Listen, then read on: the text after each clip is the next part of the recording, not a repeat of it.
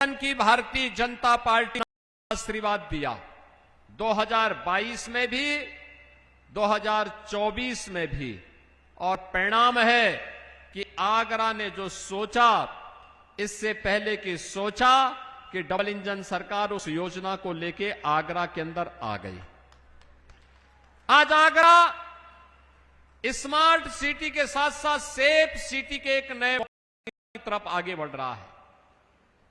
और आगरा का ये मॉडल अभी 3 दिन पहले माननीय उच्चतम न्यायालय के फैसले के बाद तो और भी उसका उज्जवल पक्ष हम सबके सामने आया है।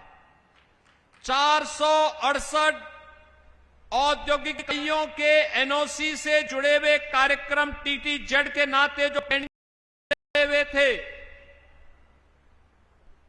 उन सबको स्वीकृति मिल गई। यानी अब आगरा में उद्योग लगने से कोई रोकेगा नहीं, कोई रोक नहीं पाएगा।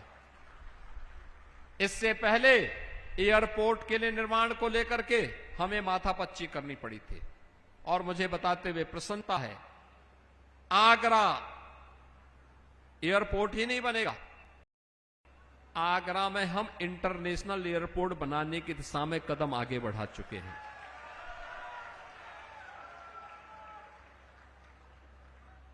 अब आगरा एक बार ब्रजभूमि के औद्योगिक गतिविधियों का ही नहीं, टूरिज्म के भी एक नए केंद्र के रूप में विकसित हो रहा है।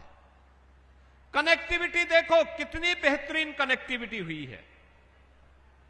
आगरा के अंदर हर प्रकार की कनेक्टिविटी को एक मजबूती प्रदान करने की दिशा में डबल इंजन सरकार ने जो कार्य प्रारंभ किया, आज वो आप सबके सामने है। आगरा में का इंटरनेशनल पोटैटो सेंटर भारत के अंदर कहीं खुलना था, हम लोगों ने कहा आगरा में हम जमीन उपलब्ध करवाते हैं। और मुझे अच्छा लगा कि इंटरनेशनल पोटैटो सेंटर ने यहां पे सफलतापूर्वक काम करना प्रारंभ कर दिया है। यहां के अन्नदाता किसानों का लाभ होगा। यहां पे किसान के उत्पाद को वैल्यू एडिशन मिलेगा, और कई गुना दाम मिलने के बाद हमारे अन्नदाता किसानों की आमदनी बढ़ेगी, उनके चेहरे पर खुशहाली आएगी, एक नया आत्मविश्वास उनके मन में देखने को उनके चेहरे पर देखने को मिलेगा। बहनों और भाइयों, आज आगरा, हमने जो पहले भी कहा कि वर्षों से लटकी हुई ये परियोजनाएं, टीटीजेड के नाते जो कार्य नहीं हो पाते थे, माननीय उच्चतम न्यायालय ने अभी उसको अपनी हरी झंडी दी है। और मेरा मानना है अब हम लोग एक स्मार्ट, एक सेफ, एक फ्यूचर रेडी सिटी के रूप में आगरा के विकास को आगे बढ़ाने की दिशा में कार्य कर पाएंगे। आधुनिकीकरण के इस दौर में मल्टी लेवल पार्किंग की व्यवस्था हो, integrated command and control centre के निर्माण का हो, या फिर सिटी को ट्रैफिक फ्रेंडली बनाने का कार्यक्रम हो, आज ये मजबूती के साथ आगरा के अंदर हम सबको देखने को मिल रहा है। और इसीलिए तो अब आगरा के विकास के लिए हम लोगों ने इस कार्यक्रम को आगे बढ़ाया है। आगरा से जुड़े हुए अन्नदाता किसानों के जो मामले थे, जहां पे अक्सर चर्चाएं होती थी, वर्षों से मामले लटके हुए थे, मेरे पास जो भी माननीय विधायक प्रस्ताव लेकर के आया, अन्नदाता किसानों की समस्याओं को लेके आया, हमने वहीं पे उसका समाधान का रास्ता भी निकाला। हमने कहा किसान को, अन्नदाता किसान को ज्यादा दाम मिलना चाहिए, सर्किल रेट बढ़ना चाहिए, अच्छा दाम मिलना चाहिए, और जहां पे हम नए दाम के अनुरूप नए पैसा नहीं दे सकते, वहां पे हम अन्नदाता किसान की लैंड को छुएंगे भी नहीं, वहां पे उसको हम किसी भी प्रकार से कोई नुकसान नहीं पहुंचाएंगे। बहनों और भाइयों, अब विकास के लिए जो भी प्रस्ताव मेरे पास यहां से आते हैं, उन प्रस्तावों को प्राथमिकता के आधार पर अपनी स्वीकृति देकर के हम कार्य करते हैं। आज मुझे बताते हुए प्रसन्नता है, ग्रेटर आगरा के लिए हम लोग 5,200 करोड़ रुपए की अधिक सी लागत का एक 10 टाउनशिप के निर्माण के कार्यक्रम को भी अपनी सहमति दी है। ये ग्रेटर आगरा का एक मॉडल बनेगा। आगरा ग्वालियर रोड पर 1500 करोड़ रुपए की लागत से अटलपुरम टाउनशिप योजना ये अलग से विकसित की जा रही है और 10,000 परिवारों के लिए आवास और कॉमर्शियल सुविधा अकेले एक स्थान पर वहां प्राप्त होने वाली है। बहनों और भाइयों, आज आगरा में सीवेज ट्रीटमेंट प्लांट यहां पर इस कार्यक्रम को सफलतापूर्वक लागू किया गया है, तो साथ साथ ओडीओपी और ओडीओसी के बाद पहले यहां का लेदर उद्योग और अब ओडीओसी में पेठा को भी हमने शामिल करके उसको वैश्विक मान्यता दिशा में कार्य प्रारंभ किया है।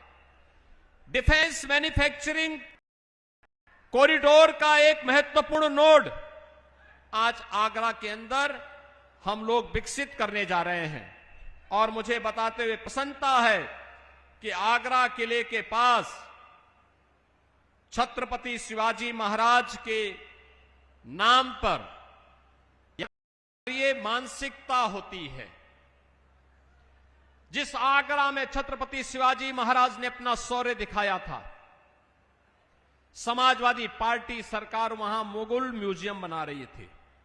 हमने कहा उत्तर प्रदेश की जनता के पैसे का का काम किसी आक्रमणकारी के नाम पर म्यूजियम नहीं, बल्कि भारत के राष्ट्र नायकों के नाम पर म्यूजियम बनेगा और छत्रपति शिवाजी महाराज के नाम पर भव्य म्यूजियम के निर्माण का कार्य इस वर्ष के अंत तक हम निर्माण कार्य उसका पूरा कर चुके होंगे।